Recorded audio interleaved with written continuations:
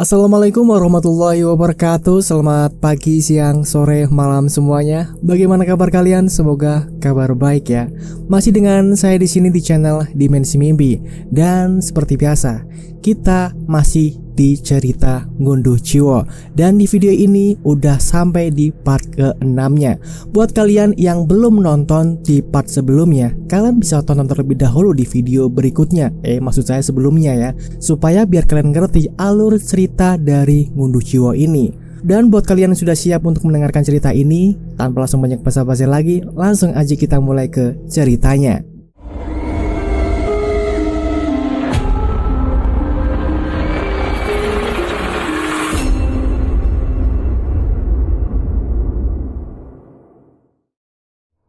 Tawaran menarik dari Demit Manten.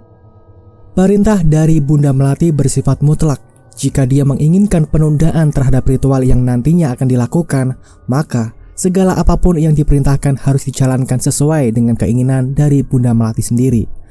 Setelah diketahui terkait dengan para pengganggu yang mencoba berkeinginan untuk membongkar rahasia yang sudah lama tertutupi dalam kabut kebohongan, Bunda Melati berkeinginan untuk menumpaskan satu persatu orang yang memang secara berkelanjutan ingin menceburkan diri dalam permasalahannya. Tidak heran dengan umpan yang dilakukan oleh Bunda Melati terhadap dengan gangguan yang diarahkan kepada Ibu Sri telah memberikan kegaduhan dalam ruang lingkup orang-orang yang telah menunggu momen itu. Mereka dengan belak-belakan telah bersedia untuk berhadapan dengan maut jika turut campur dengan satu dari banyaknya peristiwa naas yang nantinya akan diciptakan oleh Bunda Melati. Jangan beritahu ini kepada Bagus. Jika kita berhasil menumpaskan Sri, maka orang-orang yang nantinya turut campur dalam masalah ini akan terungkap dengan sendirinya. Itulah rencana awal dari Bunda Melati. Dia sengaja membuat kegaduhan secara bertahap untuk melihat siapa-siapa saja yang nantinya akan turut campur dalam rencananya. Baik Bunda, tapi izinkan saya bersama dengan Cici yang mengurusnya. Jika ritual tidak bisa dijalankan cepat, kami berdua yang akan menumpaskan Sri dalam waktu 1 hari. Aku ikuti keinginanmu. Bi Imah pamit undur diri. Ia kemudian melewati sebuah ruangan yang di dalamnya terdapat seorang pria tua yang sudah berada di ambang kematian. Nasibmu malang sekali, Pak. Bi Imah menatap dengan penuh kasihan terhadap seorang pria tua yang dulunya adalah bos kayu terkenal di desa Tejokromo. Kini dirinya tidak bisa melakukan apapun semenjak Bunda Melati mengambil jiwanya untuk kepentingan pribadinya. Setelah urusannya dengan Bunda Melati telah usai, Bi Imah pun kembali pergi meninggalkan desa Tejokromo bersama dengan Cici. Keduanya sudah terbiasa bersama-sama kemanapun akan pergi. Baik itu melakukan pekerjaan sebagai perias pengantin, mengunjungi Bunda Melati, atau memang ada tugas-tugas tertentu yang masih berkaitan dengan pekerjaannya saat ini. Akan tetapi, mereka berdua tidak pernah dikenal atau diketahui oleh siapapun warga di desa Tejokromo. Para warga bahkan menganggap mereka berdua adalah sebagai orang yang memang bekerja di rumah Bunda Melati, sehingga para warga tidak pernah sekalipun menaruh kecurigaan terhadap Bi Imah dan Cici. Sebenarnya, hal yang menutupi itu semua adalah karena upaya dari Bunda Melati sendiri. Bunda Melati tidak pernah memperkenalkan mereka berdua kepada para warga. Hanya saja, ada sesuatu yang tidak bisa diketahui oleh banyak orang terhadap orang yang di balik layar terkait perias pengantin pribadi itu sendiri. Biasanya, saat pernikahan tiba, keduanya akan mengganti pekerjaannya atas suruhan dari Bunda Melati. Teruntuk sebelum pesta pernikahan dimulai, biasanya Bunda Melati akan menyuruh Bi Imah menjadi perias pengantin. Cara ini dilakukan oleh Bunda Melati untuk mengikat calon pengantin dengan apa yang memang sudah disiapkan sebelumnya, yaitu menjadikan pengantin itu sebagai wadah dari Demit Manten. Sedangkan yang jarang orang ketahui adalah terkait dengan peran Cici yang sangat pasif ketika pernikahan itu dimulai. Pekerjaan Cici adalah melakukan hal penting dari proses yang nantinya akan dilakukan, yaitu merias pengantin tepat di hari pernikahan tiba. Jadi, dapat disimpulkan bahwa keduanya memiliki pekerjaan masing-masing di waktu yang berbeda. Bi Imah melakukan keterikatan antara Demit Manten dengan calon pengantin sebelum pernikahan tiba dengan tujuan menjadikan calon pengantin itu sebagai wadah dari Demit pengantin. Sedangkan Cici, dia adalah bagian eksekusi terpenting dengan merias pengantin tepat di hari pernikahan tiba. Dalam artian ketika calon pengantin itu sudah dijadikan wadah oleh Demit pengantin, maka tugas Cici adalah merias calon pengantin di hari pernikahan agar Demit Manten bisa mengambil alih wadah yang baru, yaitu calon pengantin itu sendiri. Pertukaran inilah yang disebut dengan ngunduh jiwa. Istilah yang dimaksud bertujuan untuk mengambil jiwa dari wadah yang akan dijadikan sebagai demit pengantin selanjutnya. Saat mereka berdua keluar dari rumah Bunda Melati, mereka melihat banyak sekali bunga melati yang bertaburan di sisi rumah. 4 hari dari sekarang, apakah semuanya akan selesai dengan rencana di 1 tahun yang lalu? Tanya Cici kepada Bi Imah. Bulan pengantin sebentar lagi tiba ya. Rahayu, demit manten sebentar lagi akan tergantikan. Mereka pun meninggalkan rumah Bunda Melati dengan senang hati. Entah siapa yang memiliki ide segila ini, akan tetapi semua akan sirna ketika waktu yang telah ditentukan akan tiba. Desa Wongso, rumah Mbah Sur. Mereka masih saling berbincang-bincang terkait dengan apa yang harus mereka lakukan sebelum nantinya korban berjatuhan. Jika dilihat dari beberapa kejadian yang telah terjadi, Mbah Sur sangat mengkhawatirkan keadaan Ibu Sri. Pasalnya, apa yang terjadi kepada Ibu Sri lebih ganas dan memberikan dampak kematian yang lebih besar dibanding dengan apa yang terjadi kepadanya saat berusaha untuk menghalang-halangi pernikahan dari Rahayu. Sudah hari ketiga, 4 hari sebelum pernikahan, tapi dampaknya mengerikan seperti ini. Apakah wanita iblis itu sengaja untuk membuat kegaduhan? Tanya Mbah Sur. Ibu Sumi dan Pak Sumardi juga sama-sama saling menelaah lebih dalam akan berbagai kejadian yang sudah diceritakan oleh Mbah Sur terhadap teror yang menimpa Ibu Sri. Mbah Sur, berapa lama Mbah Sur mengalami teror sebelum Rahayu dinikahkan oleh Bagus? Tanya Ibu Sumi. Mbah Sur berpikir sejenak. Ia seperti mengingat-ingat kejadian 1 tahun yang lalu saat teror yang sama juga menimpa dirinya sebelum hari pernikahan tiba.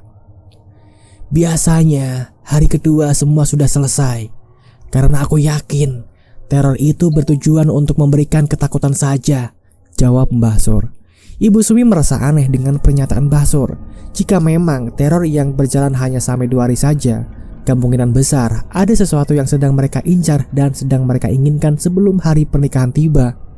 Terlepas dari teror yang sangat aneh yang dialami Ibu Sri, Mbah Sur juga memiliki pemikiran yang sama seperti apa yang dipikirkan oleh Ibu Sumi terkait dengan kejanggalan dari rencana yang dijalankan oleh Bunda Melati. Mereka sering terdiam sejenak. Tidak disangka, jam sudah menunjukkan pukul 12 siang. Mereka sepertinya sangat asyik untuk membicarakan kasus ini lebih dalam. Terlebih lagi, Mbah Sur adalah orang yang selamat dalam kasus ini. Ibu Sumi juga masih memiliki banyak pertanyaan terhadap kejanggalan-kejanggalan yang lain dari fenomena ngunduh jiwa ini. Apakah karena memang ada sesuatu yang sebenarnya telah atau akan ditawarkan oleh pihak keluarga Bagus? Tanya Ibu Sumi. Tawaran. Benar, tawaran. Aku menemukan 3 perbedaan dari 3 korban. Ibu Sumi mulai meringkas 3 perbedaan yang ia temukan terhadap 3 kasus yang berbeda juga. Yang pertama, kasus kematian dari Rahayu yang jangkauan terornya bukan hanya kepada si pengantin melainkan juga kepada si orang tuanya sendiri, yaitu Mbah Sur. Dalam kasus ini, hanya Rahayu yang meninggal dunia. Sedangkan Mbah Sur, dia bisa selamat walau memiliki luka seumur hidup yang tidak bisa dilupakan sampai masa tuanya kelak. Dan yang kedua, kasus kematian dari Kusumawati atau Wati yang jangkauannya terornya hanya menimpa kepada dirinya saja. Namun, yang membedakan adalah kasus yang menjadi korban ke-8 ini memiliki perbedaan dari kasus-kasus yang lain, di mana tubuh dari almarhumah Wati menekuk dan sulit untuk diluruskan hingga membutuhkan waktu yang lumayan lama. Orang tua dari Wati juga dalam keadaan sehat walafiat. Begitu juga dengan adik dari Wati yang bernama JK. Semuanya benar-benar dalam keadaan selamat. Dan yang ketiga, kasus yang sedang berjalan dan masih belum diketahui dengan pasti adalah kasus dari Dini. Dalam kasus ini, Mbah Sur menjelaskan bahwa adanya perbedaan dalam teror yang terjadi kepada dirinya dan juga kepada kedua yang sudah disebutkan. Jika memang dalam setiap korban memiliki perbedaan, itu berarti ada sesuatu yang memang ikut serta dalam ritual ataupun rencana yang dilakukan oleh Bunda Melati sebelum melakukan penumbalan terhadap korban-korbannya. Teka-teki yang belum terungkapkan akan jalan rencana yang dilakukan oleh Bunda Melati benar-benar telah membingungkan Ibu Sri dan juga Pak Sumardi. Mereka terus dihantui oleh ketakutan yang terus-menerus datang tatkala tidak bisa membongkar semua rencana selanjutnya dari Bunda Melati. Jika memang ada orang lain yang bekerja sama dengan Bunda Melati, bisa dipastikan dia adalah orang yang menerima tawaran itu. Kita beralih ke desa Tejokromo, rumah almarhumah Wati. Seorang pria berjalan penuh dengan ketakutan. Langkahnya sedikit terburu-buru manakala dirinya belum kembali ke rumah. Sudah beberapa hari ini, Pak Wikto selalu keluar tanpa izin dari istrinya. Entah pekerjaan apa yang dilakukan oleh Pak Wikto, namun semenjak meninggalnya Wati, Pak Wikto sering keluar rumah dengan keperluan yang jelas. Akan tetapi, kesibukan yang dilakukan oleh Pak Wikto ternyata tidak diketahui oleh Cika dan ibunya. Kesibukan Pak Wikto dinilai sangat dirahasiakan sampai-sampai tidak ada satupun dari keluarganya yang mengetahui terkait dengan motif pekerjaan yang tiap hari dikerjakannya. Sesamanya di rumah, Pak Wikto langsung membersihkan tubuhnya dan bertolak menuju ke kamar mandi. Seperti biasa, sehabis mandi, Pak Wikto langsung mencuci seluruh pakaian yang baru ia kenakan. Padahal, tugas mencuci pakaiannya ada pada istrinya. Namun, Pak Wikto sudah biasa melakukan ini semenjak sang anak atau Wati meninggal dunia. Setelah mencuci pakaiannya, Pak Wikto langsung menjemur pakaian itu di tempat yang terpisah. Ia biasa menjemur pakaian di bagian belakang rumah dan tempat itu memang dikhususkan untuk pakaiannya sendiri.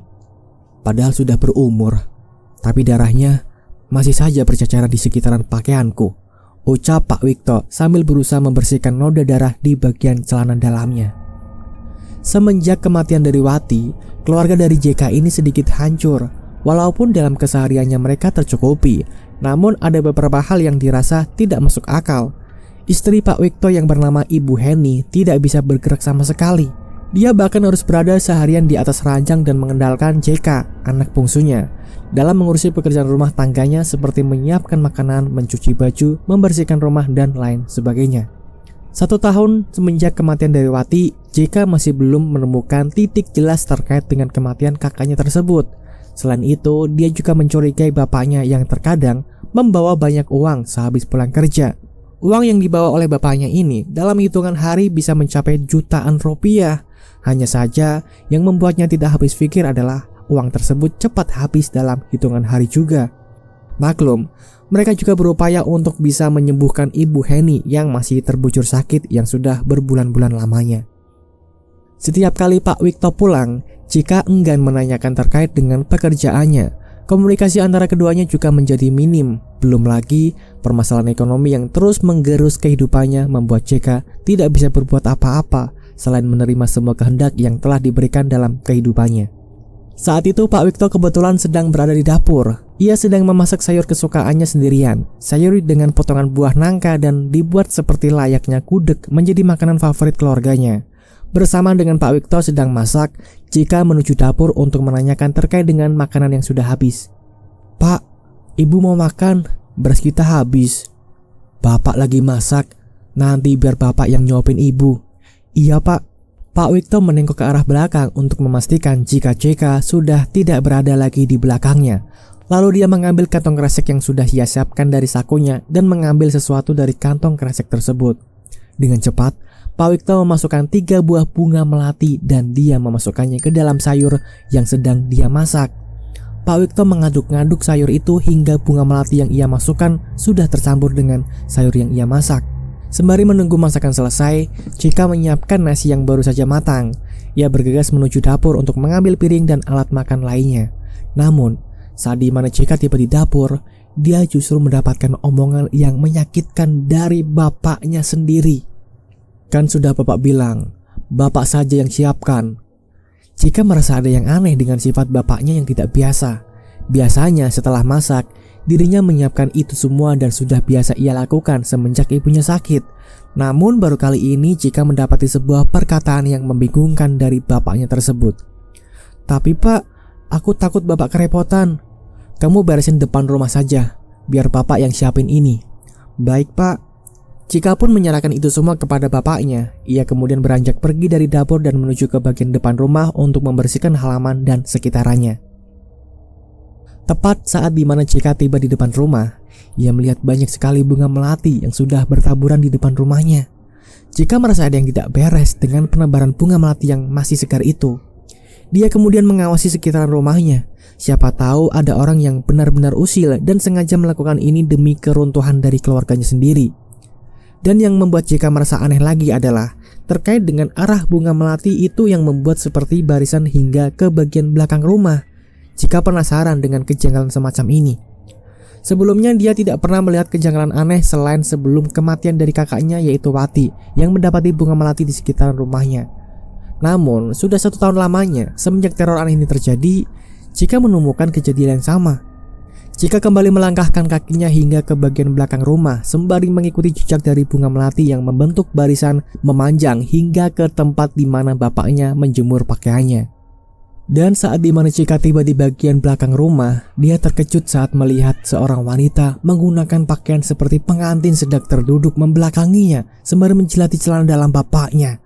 Lidahnya memanjang saat menjilati pakaian dalam bapaknya yang tampak dengan jelas ada noda merah di sekitarnya.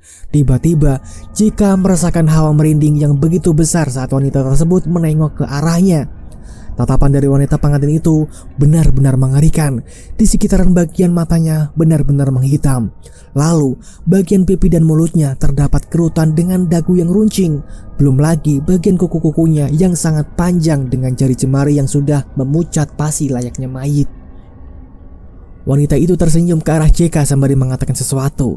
"Cari apa di sini, anak ganteng?"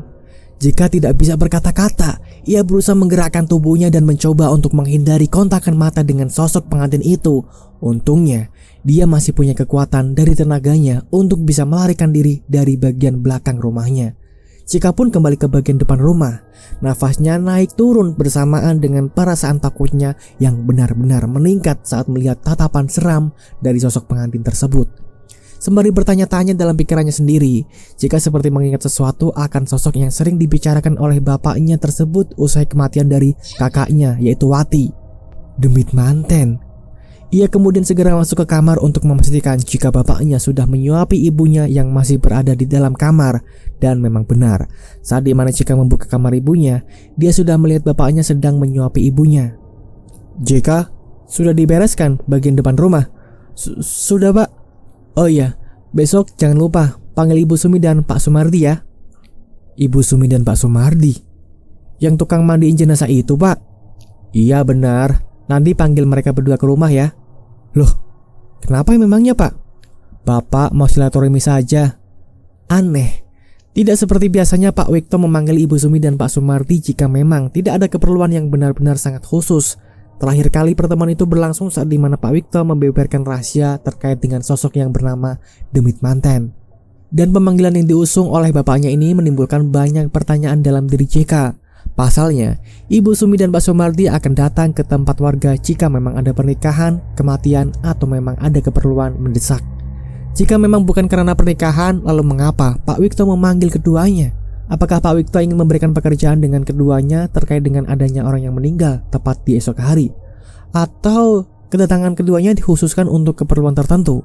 "Baik Pak, nanti besok aku panggil mereka berdua." Chika melihat ibunya memakan makanan yang diberikan oleh bapaknya dengan sangat lahap. Tidak seperti biasanya, kini ibunya memegang makanan itu dengan kedua tangannya sendiri. Aneh. Banyak keanehan yang terjadi saat Pak Wikto datang kembali ke rumah. Malam harinya, Chika tidak bisa tidur.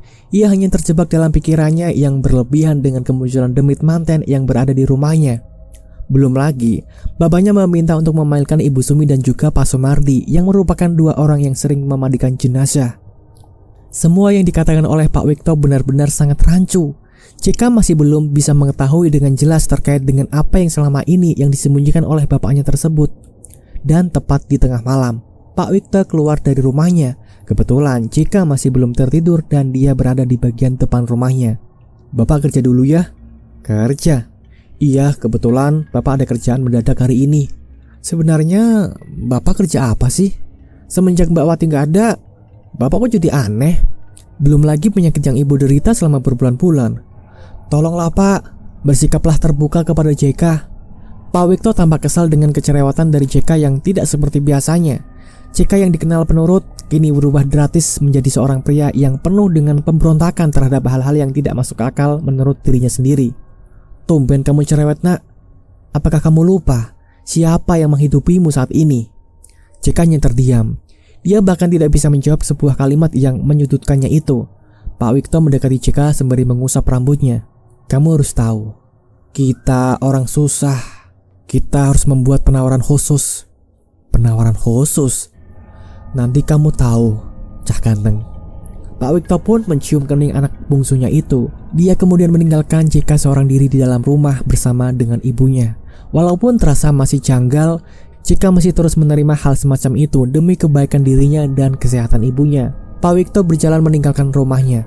Ia kini bertolak menuju ke salah satu rumah besar yang memang sangat dikenal oleh seluruh warga di desa Tejokromo. Pekerjaannya sekarang adalah menjadi orang yang menjadi bagian penting dari berjalan atau tidaknya kesejahteraan dari para penghuni rumah besar tersebut.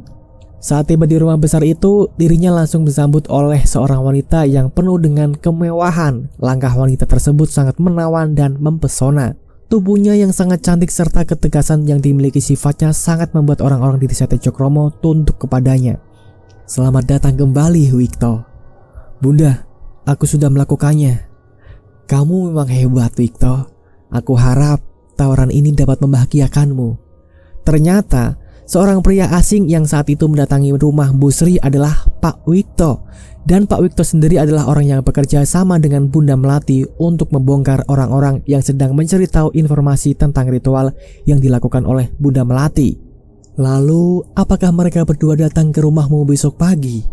Iya Bunda, mereka, Pak Sumardi dan Ibu Sumi akan datang. Bagus, kita harus jebak tikus itu ke dalam lubang yang penuh duri. Pak Wikto pun dipersilahkan untuk masuk ke dalam rumah. Sebentar lagi, malam ritual akan tiba. Namun Bunda Melati memiliki rencana lain untuk bisa menjebak orang-orang yang memang sering membuntuti rencananya secara sembunyi-sembunyi. Sementara itu, Jika sudah tertidur lelap. Dari hadapannya, keluar seorang wanita dan berjalan melewatinya menuju ke kamar mandi. Jika masih tidak sadar, Jika yang baru saja melewatinya saat tertidur adalah ibunya sendiri yang didiagnosa tidak bisa berjalan selama berbulan-bulan. Dan saat yang bersamaan, bruk! Terdengar sesuatu dari arah kamar mandi. Suaranya begitu jelas, Jika langsung terkejut saat dia mendapati kamar ibunya sudah terbuka lebar. Ibu! Jika pun segera mencari ibunya. Dia mencari ke bagian depan rumah, namun dia tidak mendapati siapapun di luaran. Firasatnya tertuju kepada arah kamar mandi. Sembari menelan ludahnya sendiri, Jika berjalan perlahan. Ia merasakan ada hal buruk yang akan menimpa kepada dirinya. Dan saat dimana dirinya sudah berada di tempat di hadapan kamar mandi, Jika melihat ada beberapa butir bunga melati yang sudah berada tepat di hadapan pintu kamar mandi. Ini? Karena penasaran, Jika pun segera mendobrak kamar mandi itu. Dan saat dimana pintu kamar mandi terbuka, dia terkejut bukan main saat melihat ibunya sudah tenggelam di bak mandi dengan posisi kedua tangan yang sedang berpegangan ke bagian bahu bak mandi. Ibu! Dan ternyata korban ke-9 adalah Ibu Heni. Dan sudah sampai di sini dulu teman-teman cerita dari Ngunduh Jiwo untuk part yang ke-7-nya. Kita akan melanjutkan ke part 8 dan sampai selesai di video berikutnya. Buat kalian yang sudah nonton cerita ini dari awal sampai akhir, terima kasih banget ya. Dan yang suka ceritanya, mohon kalian untuk klik like-nya dong. Dan bagaimana nih pendapat kalian tentang cerita ini? Kalian bisa tulis di kolom komentar di bawah video ini ya. Oke, itu saja untuk kali ini. Kita akan lanjutin di video berikutnya. Terima kasih semuanya. Wassalamualaikum warahmatullahi wabarakatuh.